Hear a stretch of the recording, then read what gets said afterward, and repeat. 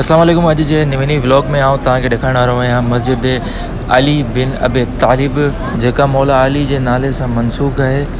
इन जो स्ट्रक्चर माशाल्लाह ॾाढो ज़बरदस्त ऐं प्यारो आहे, जिन खे तुर्कनि अपडेट कयो ऐं बाद में सऊदी गवर्नमेंट। हीअ मस्जिद बैतुल सलाम रोड ते मौजूदु आहे, जेका गेट नंबर 310 खां 200 या 300 मीटर जी दूरी ते मौजूदु आहे। अगर तव्हां निकिता आहियो अहिड़ी गर्मी में त तव्हांखे पंहिंजो पाण खे रखिणो आहे हाइड्रेट। इन करे मूं बोतल खई आहे मस्जिद मां, ऐं मस्जिद जे अंदरि फ्रिज लॻल आहे जंहिंमें बोतलूं काफ़ी सारियूं मौजूदु आहिनि, उहे फ्री आहिनि, तव्हां पी सघो था।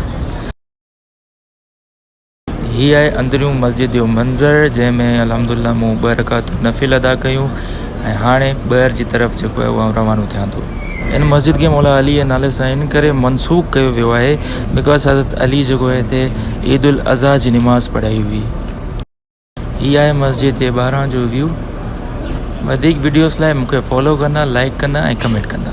अस्सलामु अलैकुम वरहमतुल्लाह।